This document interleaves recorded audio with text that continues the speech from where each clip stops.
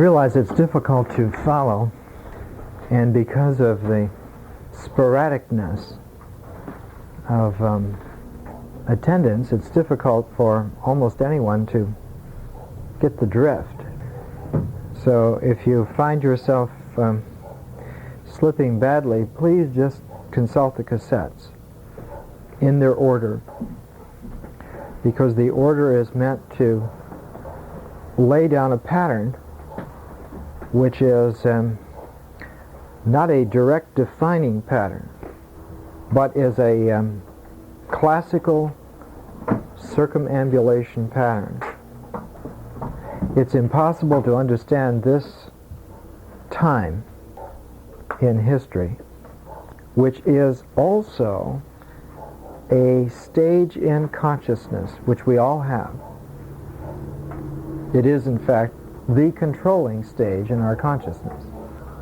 So that we're not just talking about history, which is difficult to understand. We're talking about a stage of consciousness which is so elusive and which tyrannizes us constantly because we have fallen into a hypnotic addiction, to put it bluntly, over desires and goals which have very little to do with our actual persons, but which are evoked because our times are in a parallel development to the times in which this happened.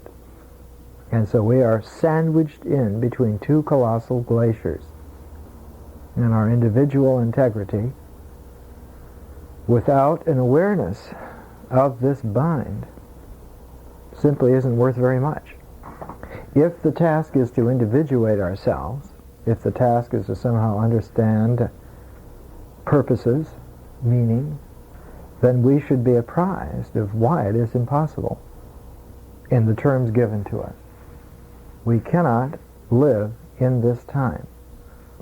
Increasingly, the time is taking on archetypal overtones, and individuals like ourselves are really adrift on the ocean unless we learn how to hold the tiller and trim the sails. We spent the last 2 weeks on the developing culmination of several hundred years of Jewish religious experience. And we brought ourselves down to see how the Essenes came to epitomize the ethical integrity of the Jewish people. And it is extremely important for us, because the model of the integrity of the Jewish people will be the model that the Roman people grasp for as they're drowning. And this is what will make Christianity a world religion. I don't wish to offend anyone, but on its own merits, Christianity would have been fourth or fifth in religions. But it was because it answered an archetypal need.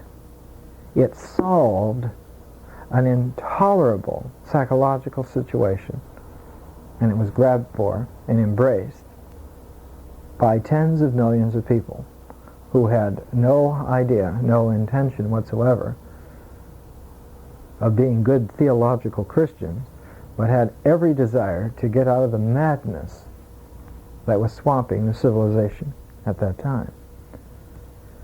And for this we have to understand the Roman character is a group character. It's a community character on the standard that was held up in the Republic were the initials SPQR, and that was the symbol of the Republic, and it stood for the Senate and the Roman people. Senatus Populesque Romanus. The Senate and the Roman people. What was anathema to the Roman mind was precisely the individual.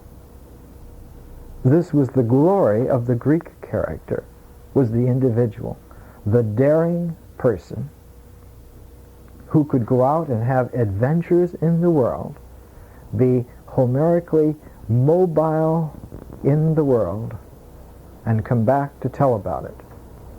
And the joy for a Greek is in living wildly, escaping danger incredibly, and coming back to tell his friends about it. To the Roman mind, this was in bad taste, to say the least. The Romans loved to cluster together. The Romans were like bricks, and they knew that as long as they clustered together, they were strong. Whereas the Greeks are like arrows, and they need to be shot free to exist. The Jewish temperament is very close to the Roman temperament. Very close. And the Jewish ethic of purity for the community that was developed will become a talisman of salvation for the Roman state when it's going down for the last time. Now the Essene communities, which are the epitome of several hundred years of evolution, of development, of refinement in the Jewish community, the Essenes are the epitome of that development. The man who will epitomize the Essenes will be John the Baptist. And John the Baptist will be the last teacher of righteousness for the Essenes. And the Essene communities will produce a very strange relationship, because the Essenes will be seen increasingly to epitomize the developing Jewish integrity, and John the Baptist will be seen to be the last teacher of righteousness of the Essenes. But there's a relationship which is so elusive that it's almost impossible to keep in mind because of the overwhelming significance. The mother of John the Baptist was a sister of Mary, the mother of Jesus. Jesus and John the Baptist were cousins. And Mary, the mother of Jesus, was an Essene, but Joseph, the father, was not. And Jesus, as we will see, was not an Essene. The Jewish tradition that Jesus will inherit is split because his delineation from the kingship, from David, the Davidian line, comes through Joseph, the father. And in traditional counting, which you have in the very beginning of the Gospel according to Matthew, and we'll see that Matthew is extremely trustworthy evidence. Matthew was compiled and finally given out about 50 A.D. because they felt the second coming was imminent. And Matthew is a collection of 5 treatises, the Sermon on the Mount being one of them, which were exact reproductions, exact memories of the actual words and actual events. And the very first of the 5 documents of Matthew is the delineation of the ancestral line of the male line of Jesus. 14 generations to such and such a point, 14 generations to such and such a point, and a third 14 generations to Jesus. And it puts him in the king line of David. He is a direct descendant in the male line from David the king. And we will see that the Essenes are rejecting the Jewish kingship line because it has gone astray. It has produced the Maccabeans. And finally, the terrible kings that came after the last Maccabean, all the way down to Herod. who was not appointed by anyone less than Mark Antony, a Roman. All this gets very complicated. All this gets very synchronistic. So that the line of Jesus and the male line is a kingship line, fraught with significance. 14 generations is a monumental step by which these large unconscious, collective unconscious involvements, wave-like, come into manifestation. So we will have to come back to the Essenes. But we can't come to John the Baptist. We can't come to the Essenes quite yet. Because as enthralling as this is, as meaningful as it is to us, it is actually at this stage still a tempest in a teacup. All of it is still a side show. And the main show is the development of the Roman mind to its breaking point. And because the Roman mind was a community mind, when the Roman mind broke, the community broke. And the Roman Republic shattered. And it was an attempt to collect the fragments of the Roman Republic together that made the Roman Empire. And so the Roman Empire was like a badly healed leg. You couldn't stand on it. It looked okay as long as Augustus was alive, and it even worked reasonably well for his successor Tiberius. But for increasingly every emperor after that, the leg not only went bad again, but it split, the bones split all out again, until you had madness upon madness. And increasingly the focus of the madness was against the Christians. They were to blame. And then finally in Antiodromia, a great swing, it was the Christians who were not to blame, but who were the salvation of the Roman people. And it's a tremendous drama. It did happen. It still happens in our minds. So integral to this is understanding how the Roman mind, the Roman Republic, shattered. And the central figure for that story is Cicero. Marcus Tullus Cicero. And we have almost all of Cicero's writings. In the Loeb Classical Library we have 28 volumes, and there are many volumes more that have come out that have not yet been put in there. Hundreds of volumes of commentaries. We have that complete story. We know what happened there almost day by day. And it is an amazing story. It is more exciting in a way, more compelling in a way than any daytime television saga. Cicero was born about 106 BC, which is exactly when the Testaments of the 12 Patriarchs came out, which is exactly when the last of the Enochian books was written. So he was born at a very, very peculiar time.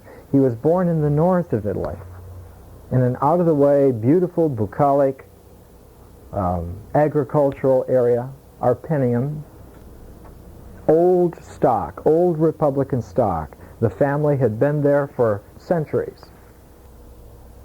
And when he was born, one of the governors, one of the consular governors in the Roman Republic, in an out-of-the-way place that had just been brought in to the Roman domination, a place called Cilicia, was governed by the grandfather of Mark Antony, also an M. Antonius. And Cilicia is the last province at the end of the Mediterranean before you come to Syria. And Syria is adjacent to Judea. So that Cilicia wraps around and comes up to those great cities, Antioch and Apamea, Palmyra, which were the end of the Fertile Crescent, which were the furthest extension of Sargon's empire and power in about 2300 BC. So that the Romans had at last, at the birth of Cicero, about 100 BC, had come into holding the beginning of the Fertile Crescent. And for the rest of Cicero's life, for the rest of the unraveling of the Roman community, was their attempt to extend their hold on this Fertile Crescent. The Romans would come unraveled in the east. In the west, even though there was tremendous pressure by the Celts, the Roman arms always managed to find victory. In fact, the great account of that is Julius Caesar's own account of the Gallic Wars. The tremendous ingenuity of the Romans, the tremendous stamina of the Roman soldiers to stand together all day fighting in the fields until the rushing horde simply tired themselves. The large blonde warriors finally tired after the end of the day, and the Romans not breaking the line, pushing their way on to victory doggedly. But in the east, the Romans never had that kind of hegemony, because the eastern character slipped under the Roman character like an underground stream, and commanders would be there probably for a year, and they would be susceptible to the intriguing mind of the Orient. The Roman mind was a patsy for the Oriental mind. And this is why, as it fragmented, as it broke apart, it was like a sponge for every Oriental cult under the sun. And it soaked up all of this, much like the old Chinese dessert, the white fungus soaks up acacia honey and becomes sickeningly sweet. And the Roman mind will become that way by the time of Nero. But it started in Cicero's time. The break came then, which was thought to have been healed by Augustus and reopens, refesters, so that the great tragic madness of the Roman Empire in the 1st century AD is a renewal, not an initial break, but a renewal of the disease contracted in the 1st century BC.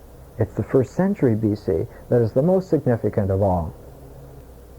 Cicero was extraordinarily well taken care of as a youngster.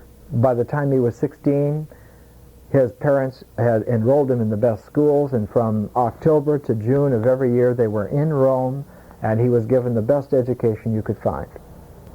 He was taught almost every subject that a young Roman lad should have, and he was a genius at it, and he was tremendous. And this kind of an individual found that the only career that really gave scope to his tremendous pursuits was law, just like in our culture today. And so Cicero became one of the most brilliant young lawyers in Rome. In fact, the very first case that he tried was a celebrated case of an actor named Sextus Roscius. It's in this Penguin Classics Murder Trials by Cicero. Sort of a very high-class Perry Mason, Cicero was. And Cicero won the case. But it was an extraordinary case. Not because of the murder, not even because of the verdict, but because of the circumstances under which it had to be won. Because all of the enemies of Sextus Roscius were friends of the dictator Sulla, who we've already talked about a month ago. And remember that Sulla had revived the dictatorship. The dictatorship was always one of these hot irons that the Romans never liked to pick up. It was something that was used extensively during the period of the Punic Wars. In the period, the 50 years from about 250 BC to about 200 BC, there were 50 or 60 instances of individuals given the 6-month power of dictator. And when that 6 months ran out, that was it. And part of the rules for curbing the dictator were very interesting. A dictator could not ride a horse in the city of Rome. He had to walk. He could not leave Italy. He was severely curtailed in many ways because he was given unlimited power otherwise. The dictatorship was a desperate, last-ditch effort that was resorted to only in times of crisis. Sulla had invoked the dictatorship not because of an external crisis, but because of an internal crisis, and had taken over by force. His armies had stormed the city of Rome, come in by the Colline Gate, and his tremendous forces were successful because he had 2 young lieutenants who were absolutely brilliant in the field. One of them was named Pompey, and the other was named Crassus, who would become, later on, in another generation with Julius Caesar, the first great triumvirate that would literally steal the power of Rome for themselves. It is ours, they would say. And as long as we stick together, there isn't anyone who can take it from us. This kind of mentality was a pornographic shock in Sulla's time to the Roman mind. They were absolutely terrified of the fact that some Roman could go to some extraordinary extent as we mentioned, Sulla was speaking to the Senate in very quiet terms after he had taken over the city, and as he spoke in very quiet terms, the senators realized that he was speaking quietly so that they could hear behind Sulla's quiet voice the screams and anguished cries of 6,000 Roman nobles who were being killed outside the doors of the Senate. It cauterized the sensibility of a whole generation. It brutalized the Roman mind in a specific, individual way, and all of this ground had been laid by the end of the Third Punic War, when the Romans simply effaced Carthage from the face of the earth. They not only beat Carthage militarily, they destroyed all of the Carthaginian people, and then they tore up every stone of the Carthaginian city, so that even today we're not sure exactly where it was. This was the brutal layer that was laid at the beginning of Sulla's life, and Sulla punched the message home that not only a Roman army can do this to an enemy, but a Roman individual can do this to the Roman people. And while his armies were tremendously successful because of the talents of his young lieutenants, who were brilliant in the field, Pompey was a great general. Crassus was rich enough to hire secondaries who were great. But the stickler was in the domestic push, the terror program for the population. And there too was a young lieutenant, and his name was Catiline. And Catiline prided himself as a youngster on his ability to hold the head of some noble as he slit the throat, and then holding the head so the blood ran down between the fingers to show the people that if they stepped out of line, if there were any complaints by anyone for any reason, you could also end up like this. Sulla abrogated his dictatorship and went into retirement and died a horrible death. We've talked about that, on how his body contracted a very peculiar, symbolic, rare disease and literally putrefied before him. He had to be bathed 5 or 6 times a day to get rid of the maggots that were spawning in his skin, and finally even that was not enough, and he was consumed alive by putrescence. This was seen. This was understood. The events were so horrific, and these are in the late 80s, early 70s BC, that the Roman people began to look for an augury in all this. And because they dared not do this publicly, the documents that were consulted were mysterious oracles that were almost never consulted in a personal way, but were only consulted in a large, republic-sized, what we would call collective unconscious-sized divination. And these were the Sibylline oracles. And the Sibylline oracles were extraordinarily sacred to all individuals because they were not only mysterious, but they were monumental. And we will see later on in several months that one of the symbols of Augustus' power as the Principate was that he collected by mandate all of the Sibylline oracles in one place and built a monument of peace, the Ares Pacis, in the Roman Forum, to house all these oracles, to say, I have now collected together all the roots of occult power in the world that deal with us, and they are safely here, and as long as this principate exists, this power will be contained. If you break me, if you break the form of government I have, you will let loose all the 4 winds of terror there are in the universe.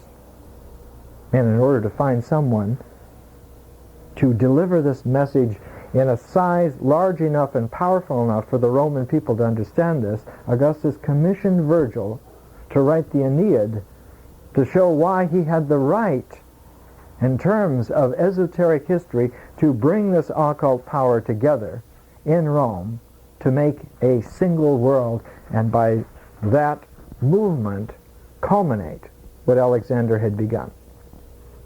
And we will see that the push of this, the trigger on all of this, will be Alexandria. Alexandria is the key to the whole thing. Alexandria is the place. And without understanding Alexandria, none of this will come through. And we'll get there. But we have to lay this tapestry. In his first case, Cicero began his defense of Sextus Roscius by making an outrageous statement before the Senate of Rome. Remember now, he's only 25 years old. Sulla is still alive. His power is everywhere. And Cicero says this publicly, out loud, in the Senate. You must find it very surprising, judges, to see all these notable orators and eminent citizens firmly rooted in their seats, while I, on the other hand, am standing up here and addressing you. For after all, I cannot compare with these seated personages in age, still less in influence. It is true enough that every one of them, every single man you see here today, is utterly convinced that the charge on which this case is based is an unjust one, which it is imperative to refute, a charge which only an unprecedented act of criminality could ever have concocted. Nevertheless, they do not actually venture to undertake the refutation themselves, owing to the hazardous times in which we live. They are here, that is to say, because they consider it their duty to be here, but they want to stay out of danger, and that is why they are keeping so quiet. Do I imply by these words that I am a braver person than they are? Far from it. Or do I mean that I am more conscientious? No. I certainly don't covet that sort of praise. If it means diverting it from someone else, meaning of course Sulla, you may well ask then my real motive in undertaking this defense of Sextus Roscius, which the others were so reluctant to touch. Well, my motive was this. These men I am speaking of are important, authoritative figures. Now, if any of them had made a statement, and if anything in this statement had possessed political implications, a thing which would have been inevitable in a case like this, then people would have made out that he was meaning a great deal more than what he had actually intended to.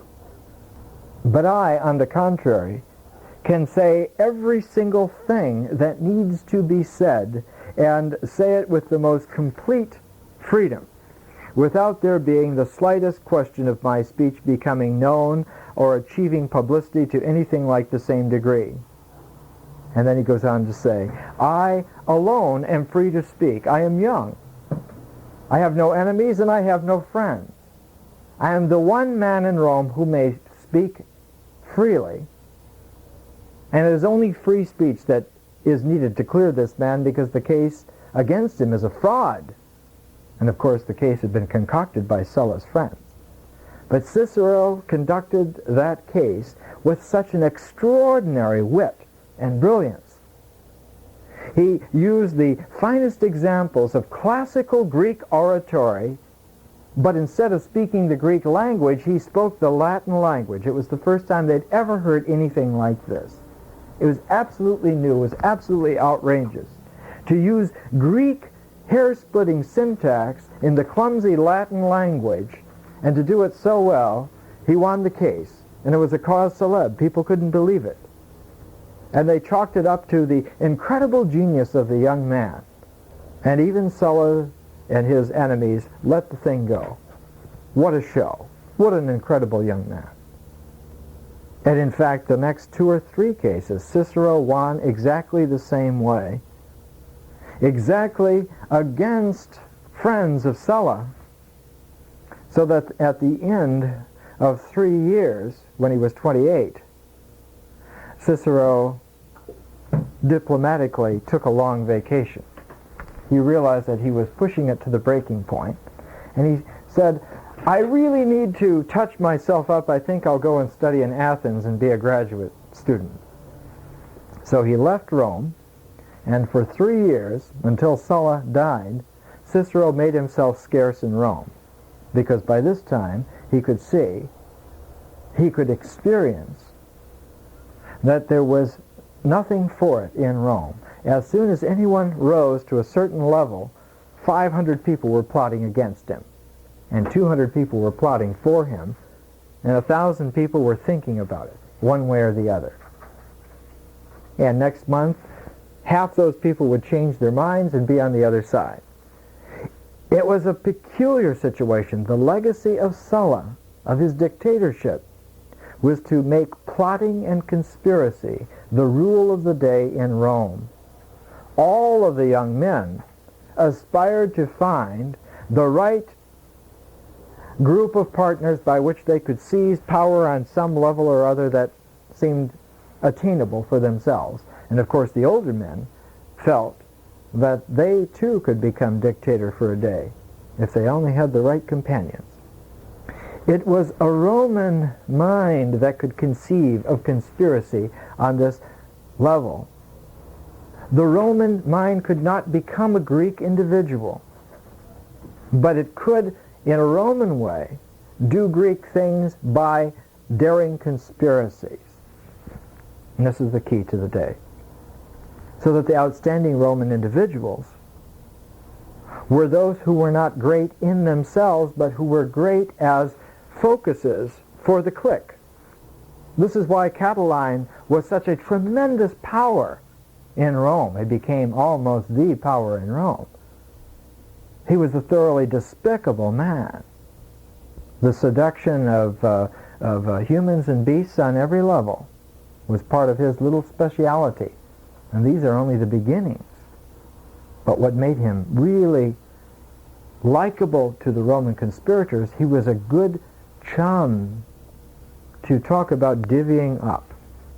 This conspiratorial mass individual that was rising in the wake of Sulla would find its apotheosis in Julius Caesar, who for the first time would show them that a Roman individual could rise even above his fellow conspirators and be a great man by himself.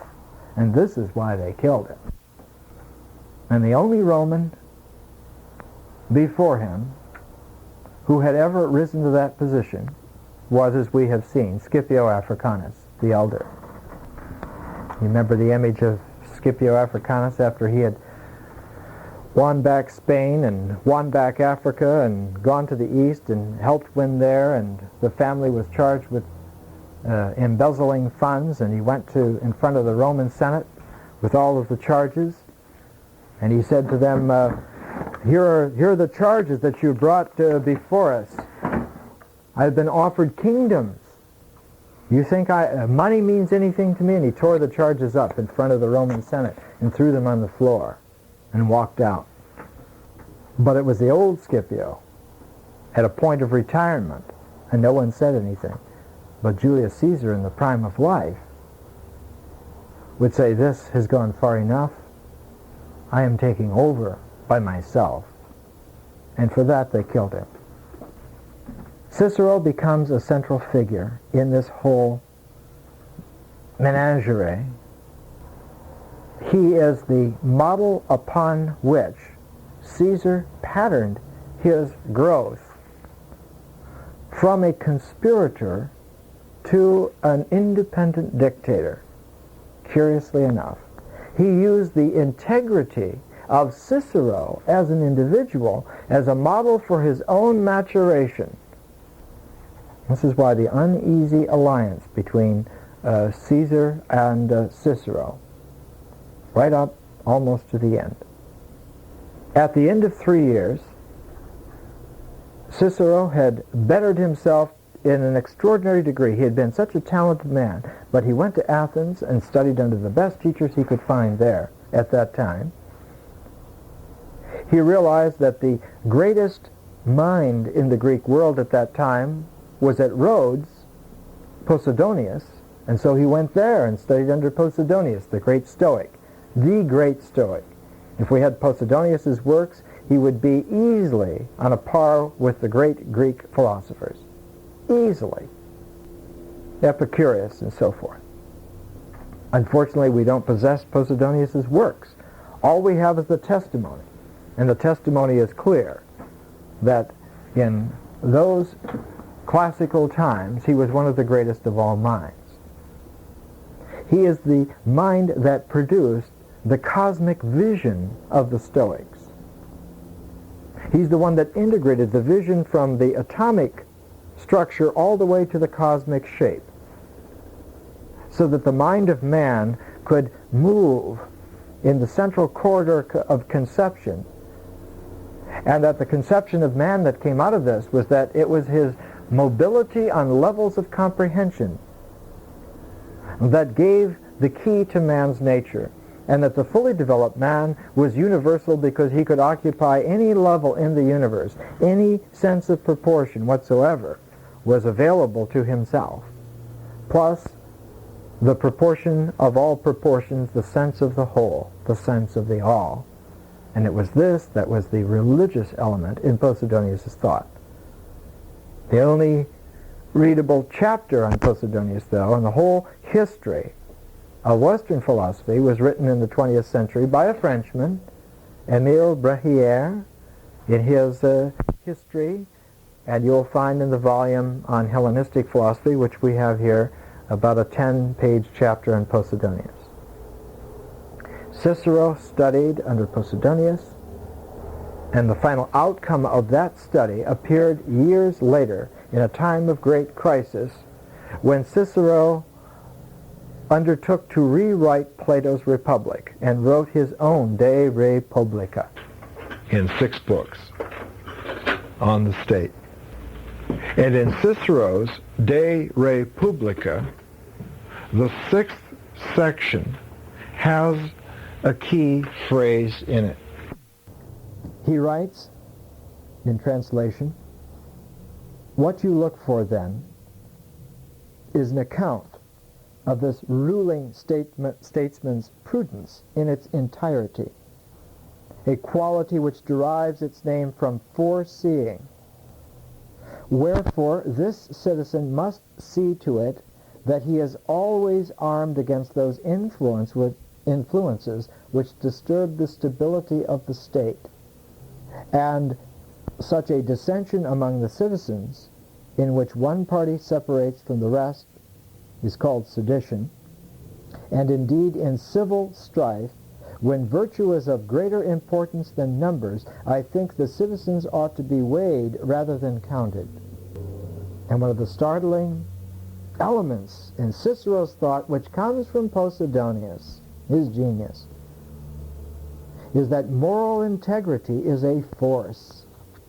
The individual integrity of a human being fully unfolded, fully developed, is a force which has its physicality, and it is the intenseness of the leader that counts, and the intenseness of those around him that counts, not their numbers. It is not the majority who wins in the real world. It is those who are organized best with the intentness, the desire to win. They are the victors. This will sink deep into the mind of Julius Caesar. And the first office that we will see that Julius Caesar covets is not a political office, but a religious office. The Pontifex Maximus is the first office that he bought. He had to have it. And everybody was jealous of him. Why does this young man, only 33 years old, want to be Pontifex Maximus? He's supposed to be a general. He has armies. He wants to be the religious head of the Roman state. Why is that? Because of understanding, because of tutoring himself by Cicero. The relationship between Cicero and Caesar is formative.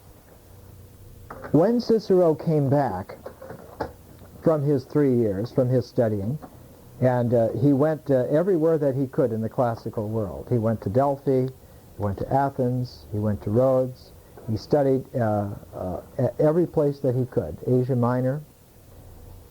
When he came back to Rome at the age of 30, in 76 BC, Cicero was untouchable. He was far and away the greatest figure of his time, the greatest mind, the greatest character.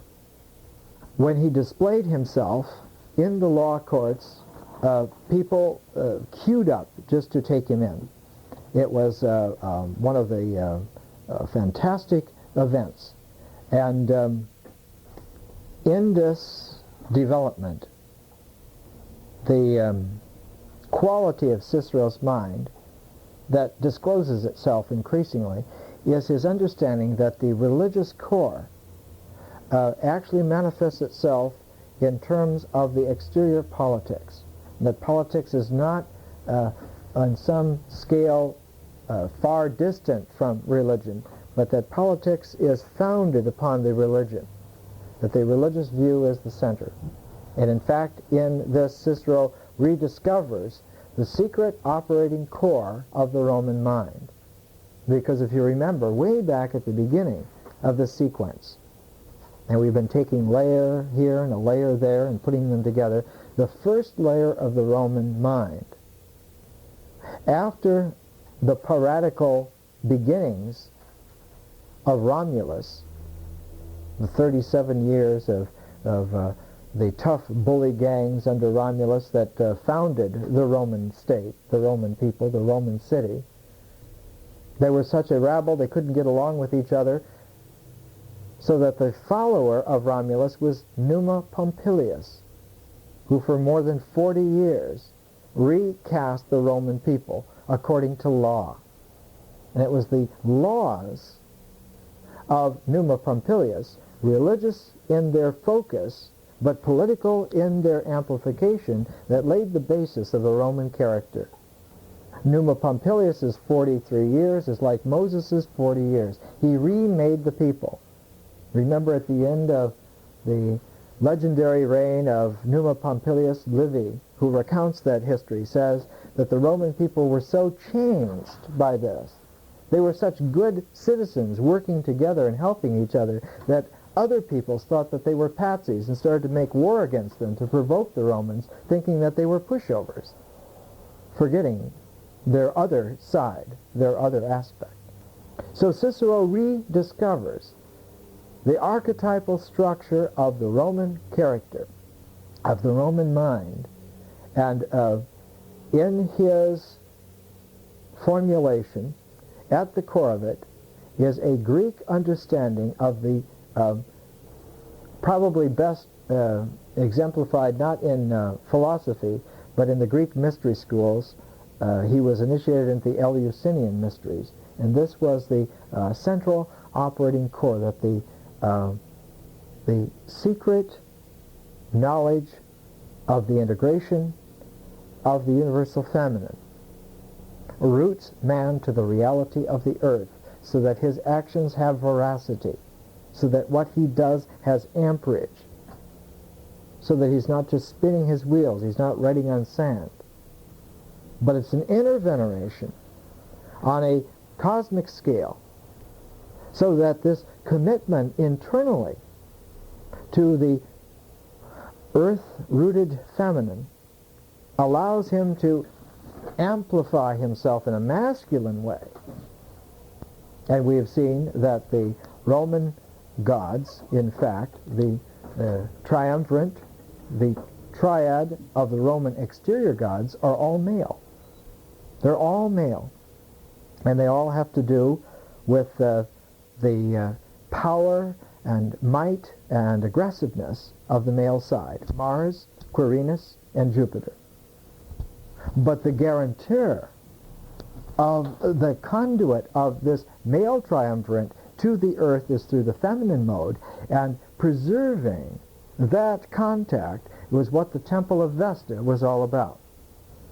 And the Temple of Vesta was one of the last sacred grounds in Rome. If you recall the apocryphal story that Porphyry told in Plotinus' time, the 3rd century A.D., some 400 years down the line, when an Egyptian conjurer wanted to find out what Plotinus' guardian spirit was like, they had to do this conjuring, this evoking, this ceremony on sacred ground. And the only place in the whole city of Rome that was still sacred ground was the Temple of Vesta in the Forum Romanum.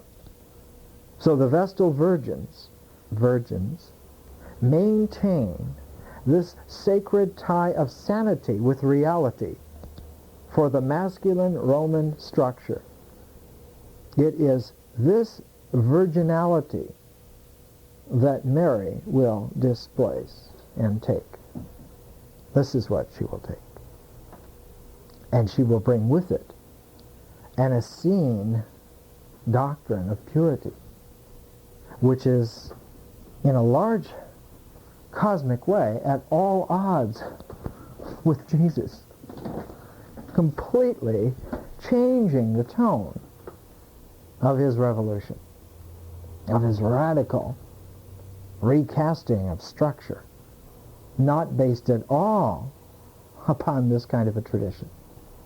And so the church progressively will have to anesthetize the Christian elements in order to make the church stable.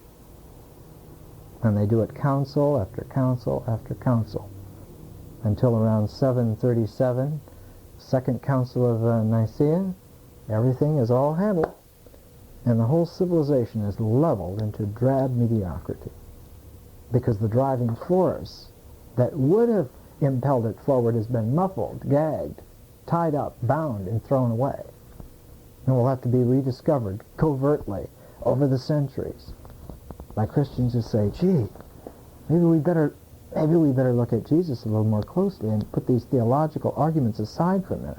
And when they do, he will speak through every dogma and say, tear it up. The doctrines are meaningless in face of the reality. Meaningless. This is real. That you are, and that the cosmic acts through you. Cicero becomes the most famous man in Rome. He defended all of the big cases. He won against every talented lawyer in the city. His client list finally were just hundreds upon hundreds. In fact, after the revival by Pompey of quick trials, instead of having the long waits which we have today even, one had to go to trial right away, and there was a certain time limit, and so the cases just rose astronomically.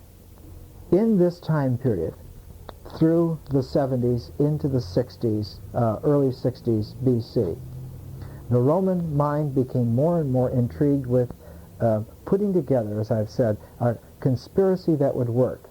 On many levels this was happening. There wasn't just one conspiracy. There were thousands of them all the time. But the prototype was always, can't we get some of the big boys together to take over the whole show?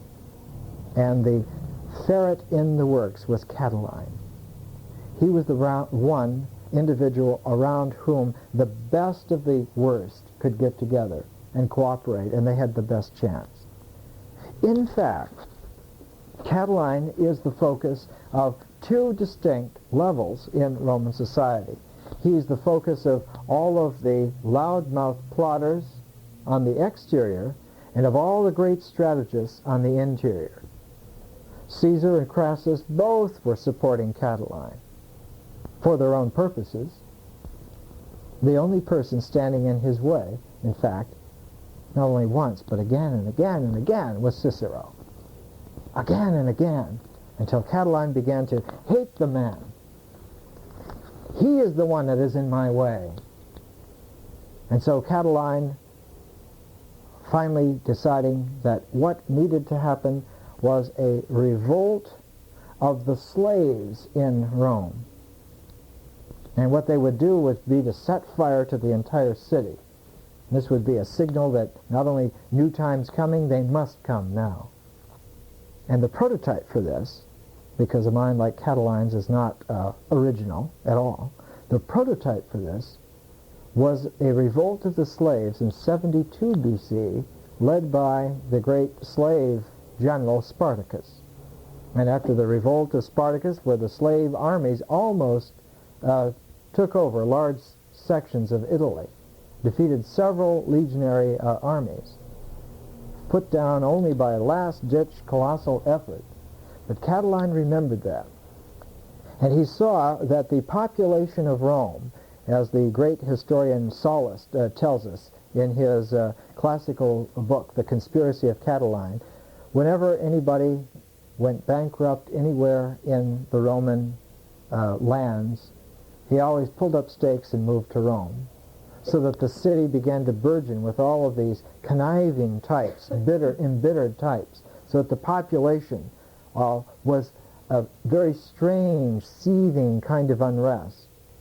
And the plebeians, who had risen in power progressively and then had lost the tribunate and then tried to get it back, were also plotting, so that the population of Rome was all in upheaval. And because Sulla had killed off at least 3/4 of the male members of the noble families of the Roman Republic, there was a vacuum of leadership. And all of this came to a head in the late 60s, 64, 63 BC. And it was in 64 BC that Cicero attained the pinnacle of his political office. He was elected consul over Catiline. And Catiline, violently mad, enraged, insane over this last straw, decided to bring the slave revolt into Rome and set fire to the city. And Cicero, early in November, in front of the entire Senate, with Catiline just walking into the Senate, began one of his great orations against Catiline, and laid everything out with his brilliant rhetoric, his incredible mind, his fantastic language, his unswavering republican sentiment. Cicero's technique was to keep firmly in your gut the moral point which you want to get across, and then let your mind rove through the language at will, complete freedom. This will tell you what to say. You need not want for structure. And he let into Catiline in a classic way, the classic way, lambasted the man, exposed the final conspiracy, humiliated the whole situation, that someone of such incredible stupidity should even think to try and outplot the integrity of the collected people of the Roman Republic. It would be laughable if it weren't so despicable. And Catiline fled from the city of Rome, fled north, fled to some armies that were collected, and they were finally attacked and destroyed, and the Roman general cut off Catiline's head and sent it to Rome, sent it to the Senate, with a note that the conspiracy was over, that this was the finish. It was the finish of that ineffective era of conspiracies, and right after that is when the great effective conspiracies began, because it was within a year and a half of that debacle that Crassus and Caesar got together with Pompey and set up the first triumvirate. They extended an invitation to Cicero to join them, to make it 4, and Cicero refused. He couldn't do it. Oh, Cicero thought about it. He probably would have liked to have done it as a man, but he had lived too integral a life, too long by then. He could not do it. And it was this quality that Julius Caesar latched onto in Cicero's character. It was this quality that made Pompey ignore the man, that made Crassus feel that the man should be gotten rid of. The same quality made Caesar pay attention to him and learn from him. It is the victory of Caesar over the other 2 triumvirates. The key to that is his regard for Cicero's integrity, inner integrity. And it is this that Caesar will try to engender in himself, this veritas of the virility of man's character. This will be the central vision for Julius Caesar. I'm having to skip over everything and leave everything out. If you read the histories yourself, you can see what tremendous development all of this is. Under the first triumvirate, then, and we'll get that far tonight, the situation was as follows. The Roman character had been completely bent out of shape. The Roman mind, as far as any communal structure, was based upon plotting rather than law, and increasing numbers of persons, not only impoverished or poor or uneducated, but increasing numbers across the board, were disenfranchised, were terrorized. Cicero recounts in one of his letters, one of his hundreds of letters that we have to his friend Atticus, later on when he became governor of Cilicia, that the Romans had ruined the economy by milking it dry, that everywhere he went there was wreck and ruin. What Cicero means to say is that everywhere in the world, the common people, the ordinary people, have been ruined by the rapaciousness of this new kind of plotting mentality, that men are no longer based upon the earth as they had once been, but were now based upon the projected greed of their minds, upon power as a cloud of possibility rather than upon earth as a certainty. And so man was inverted. His basis was no longer on the earth, but upon the clouds of ambition. And so everything was turned upside down. The roots of the tree of state that would flourish were no longer nourished by Tellus Mater, Mother Earth, but they were nourished by the clouds of thunderous ambition of plotting men. One final note before we leave off for tonight, and I'll pick up this story next week and carry it down to the death of Cicero, the death of Caesar. While all this is happening in Judea, the Essenes are experimenting and coming closer and closer to a form that works, a spiritual form that not only works day by day for individuals, but one that can be mathematically projected in history, backwards or forwards, so that one can compute the cycles of manifestation, can gauge the exact incarnation level that will come. And they're doing everything that they can possibly do to bring this to be. Cicero will become, in 51 BC, the governor of Cilicia, that far province. The largest city in Cilicia is Tarsus. And it's in Tarsus that Paul will be born about 2 generations later. And Paul's grandfather was alive there when Cicero was governor of the province. Cicero sets up in Tarsus, because of his background, one of the great philosophic schools that taught in Greek. And it is in that school that Cicero set up that Paul will be educated. And his Greek-shaped mind will have the Posidonian cosmological setting, with all the sensitivity and the nuance to the Roman character, and all of the insightfulness of his Jewish integrity. And that's what will make him formidable, because he will understand the whole show, all the characters, all the major events.